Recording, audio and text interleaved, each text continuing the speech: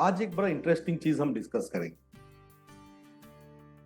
हम मेनली आज डिस्कस करेंगे ब्लड कलेक्शन ट्यूब के ऊपर और ब्लड कलेक्शन ट्यूब की थोड़ी बहुत डिटेल्स जो आपको मदद करेगा लेबोरेटरी में जाने के बाद आप कैसे करके डिफरेंट ब्लड कलेक्शन ट्यूब पहचानते हैं और सही ब्लड कलेक्शन ट्यूब की इस्तेमाल करते हैं। To proceed for that, let us know one important fact, phlebotomy. Now, what is phlebotomy? Phlebotomy describes the act of removing blood from patient using a needle. यानी कि जो ब्लड ड्रॉइंग करते हैं उन प्रोसेस को हम फ्लेबोटॉमी कहते हैं और इट्स एन आर्ट। सही में एक स्किल्ड टेक्नीशियन ही ये काम कर सकता है जिनको हम कहते हैं phlebotomist. Blood collection tubes plays a very important role in full phlebotomy process, क्योंकि ब्लड कलेक्शन ट्यूब आप सही सिलेक्ट नहीं करेंगे तो आपकी टेस्ट की रिजल्ट गलत आने वाला है। सो it's a very important part in a pre-analytical process in IVD analysis. Knowing this information, let us go forward for blood collection tube. मेरा नाम है Prasenjit and today I am going to educate you on blood collection tube. आपने blood collection tube different lab में तो देखे ही है and different colors of blood collection tubes are available that you know very well. Now each color is very unique. उसकी हर एक की अपना अपना मीनिंग है और अपने अपने आइडेंटिटी भी है। अगर उसकी आइडेंटिटी आपको पता नहीं है तो आप सही टेस्ट के लिए सही ब्लड कलेक्शन ट्यूब की इस्तेमाल नहीं कर पाए। उसके लिए आपके लिए ये इंफॉर्मेशन बहुत जरूरी है जो किस टाइप की ब्लड कलेक्शन ट्यूब कौन सी कलर की होते हैं। अब एक छोटी सी इंफॉर्मेशन दे देता हूं। ज्यादातर दो टाइप की ब्लड कलेक्शन ट्यूब्स होता है। एक होता है प्लाज्मा ट्यूब्स जिनके अंदर पे एंटीकोआगुलेंट रहते हैं और दूसरे टाइप की ब्लड कलेक्शन ट्यूब होते हैं सीरम ट्यूब। एंटीकोआगुलेंट क्या है? Anticoagulant is the agent which is stopping blood from coagulation और क्लॉटिंग। जनरली हमारे शरीर के अंदर पे हेपारिन रहते हैं। हेपारिन को हम नेचुरल एंटीकोआगुलेंट कहते हैं। Apart from that there are different chemicals like EDTA, citrate which are working as artificial anticoagulant. Now going forward, let us have a look different colors available in the industry. First, in plasma tube, you get lavender colored tube, light blue colored tube, black colored tubes, gray colored tubes, and green colored tubes. And in serum tubes, you get red colored tubes and yellow colored. Now, what we will do? We will discuss all these various colors of tubes and in which color, which type of additive or anticoagulant is mixed and what are their uses. Very basic idea. First, let us discuss lavender color. The tube looks like a little violet color. We call it as usually lavender color tubes. Now, what is the anticoagulant mixed in that? EDTA, यानी कि ethylene diamine tetraacetic acid, either K3 EDTA format पे और K2 EDTA format में, यानी कि tri potassium और dry potassium format पे mixed है, right? Now, what are the uses? It is primarily used for hematology study. यानी कि सेल काउंटर में टोटल काउंट या डिफरेंशियल काउंट जब आप टेस्ट करते हैं कोई भी सेल काउंटिंग प्रोसेस में उन पे आपको होल ब्लड चाहिए या होल ब्लड के लिए आपको K2 और K3 के टेस्ट ट्यूब यूज करना है। Now both K2 and K3 are used, but sometimes some people prefers K2 over K3 because few professionals recommend the use of K2 due to the less hyperosmolar effect on blood cells compared to K3. Otherwise मेरी नजरों पे तो आप दोनों की दोनों ही use कर सकते हो, वो आपकी सोच और विचार के ऊपर depend. Second type of tube which I would like to discuss is light blue color. Now light blue color tubes are contained with 3.2% sodium citrate solution. ये liquid format पे रहते हैं। The ratio of blood and anticoagulant is generally 9:1 in this case. Now, what are the uses? These sky blue color tubes are used for performing coagulation assays. Say for example, coagulation assays में क्या होता है? TT, APTT, TT, fibrinogen, FDP, D-dimer, and many special coagulation tests and diagnoses are performed in light blue color test. And even the factor assays and bleeding disorder tests also can be performed using this blood collection. The third type of tube which I would like to discuss is black color test tube. It is also sodium citrate test tube, but the percentage is 3.8%. आपको याद रखना पड़ेगा, blue colour की जो test tube रहते हैं that is 3.2% sodium citrate solution and black colour की test tube रहते हैं 3.8% sodium citrate solution. The ratio of blood versus anticoagulant is 4:1 ratio. Now, what is the uses of black color blood collection tube? The main uses is for erythrocyte sedimentation rate analysis. कभी कभी ये जो photograph में आप देख रहे हो इस टाइप की ब्लड कलेक्शन ट्यूब भी यूज होता है, but in some cases the automation of ये सर जब आप यूज करेंगे तब company specified prefilled 3.8% sodium citrate tubes आता है, आपको स्पेसिफिक वही ट्यूब यूज करना है. The next type of tube which I would like to discuss, it is also a plasma tube. It is gray colored tube. This is a little bit important to know in details because it has a specific use. Now the anticoagulant which is used here is sodium fluoride. but आपको याद रखना पड़ेगा sodium fluoride जो होता है ये बहुत strong anticoagulant नहीं होते.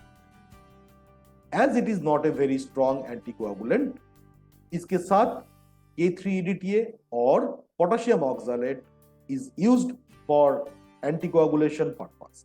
Fluoride tubes are suitable for analysis of plasma glucose and lactic acid. यानी कि ग्लूकोज और लैक्टिक एसिड आपको टेस्ट करना है और आपको सही रिजल्ट चाहिए और आपको प्लाज्मा यूज करना है. इन दैट केस आपको ग्रे कलर की टेस्ट ट्यूब यूज करनी चाहिए. तो sodium fluoride is a very good glycolytic inhibitor.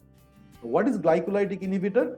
मतलब ब्लड के अंदर पे जब आप प्लाज्मा को सेपरेट करोगे उसके अंदर पे जो ग्लूकोज रहता है वो ग्लूकोज को लंबा टाइम के लिए it should be same value, the value should not decrease, correct?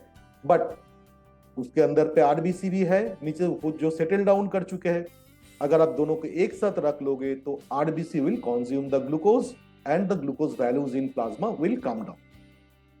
For that reason sodium fluoride is used in this blood collection tube so that in presence of sodium fluoride the glucose in plasma are not consumed by the blood cell.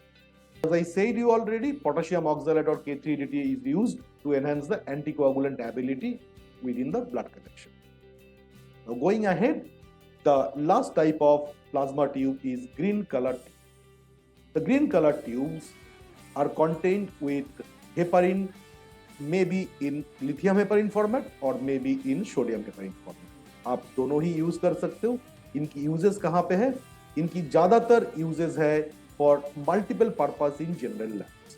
Very specifically अगर आप मुझे पूछेंगे I'll say that for stat test or immediate blood chemistry analysis you need heparin B. Otherwise for electrolyte and blood gas analysis very commonly lithium and sodium heparin test tube is used. but आपको एक चीज ख्याल रखना पड़ेगा, lithium heparin is not suitable for lithium test. यानी कि जब आप लिथियम टेस्ट करेंगे आपको लिथियम हेपरिन यूज नहीं करनी चाहिए और जब आप सोडियम टेस्ट करेंगे आपको sodium heparin test tube use नहीं करनी चाहिए क्योंकि इनके अंदर पे जो लिथियम या सोडियम रहेगा वो लिथियम या सोडियम के एनालिसिस में डिफिकल्टी पैदा कर सकते हैं. Next we are going to discuss red colour tubes. Red colour tubes are called as serum tubes. The red colour tubes does not contain any anticoagulant if it is a glass tube. However, अगर आप plastic tube use करते हैं तो उसके अंदर पे clot activator which is nothing but silica is sprayed and dried within the tube. Now, what is the use of these silica particles? Silica particles actually helps the blood to enhance the clotting process and reduce the time taken for clotting process.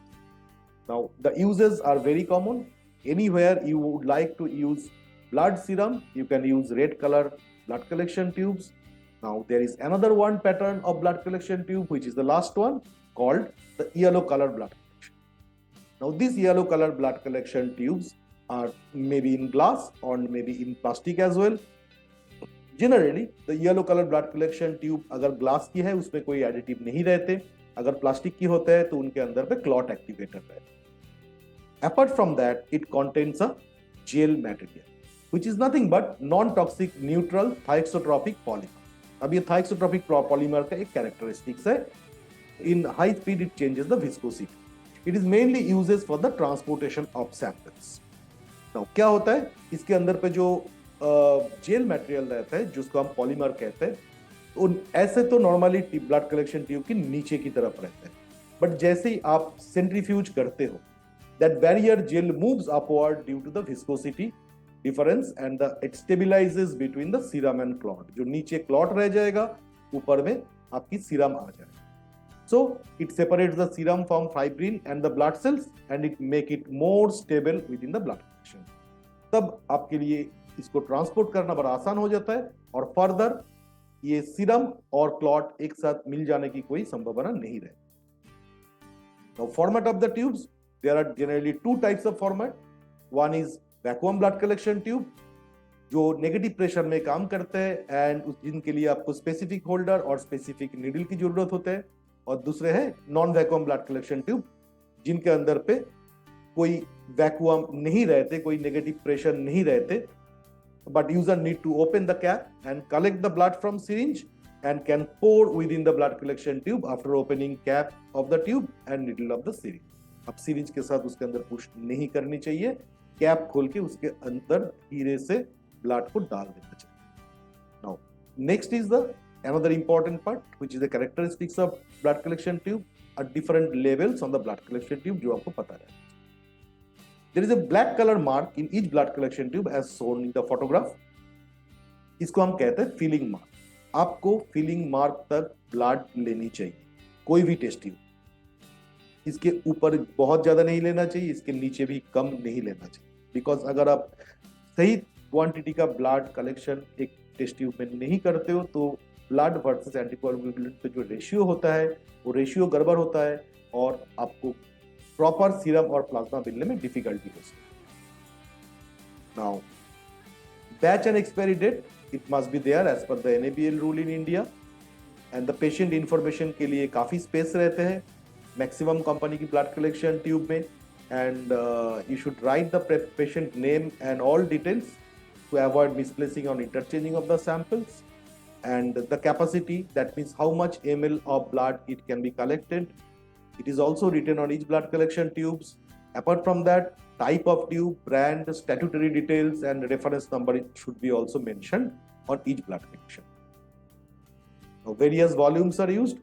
ज्यादातर हमारे देश में जो चलते हैं उसमें plane और plot activator 4 ml और 5 ml की यूज होता है. K2 और K3 DTA 1 ml, 2 ml, 3 ml depending on the requirement use होते हैं. अगर बच्चे हैं तो पेडियाट्रिक वायल्स भी अवेलेबल रहते हैं. सोडियम फ्लोराइड के जो ट्यूब होते हैं वो ज्यादातर 2 ml की यूज होता है. Sodium citrate 3.2% 1.8 ml, sodium citrate 3.8% 1.6 ml, lithium और सोडियम हेपारिन 3 ml और जेल और क्लॉट एक्टिवेटर की 4 ml की ब्लड कलेक्शन ट्यूब ज्यादातर यूज होते हैं. इनकी साइज ज्यादातर 13/75 मिलीमीटर होते हैं, और अगर आप चाहो तो आप डिफरेंट साइज का भी आप ले सकते हो. That depends on the users pattern of the user. तो आज के लिए इतना ही, इससे आगे हम आज और नहीं जाएंगे. Next will come out with some new videos which will help you more in knowing more information.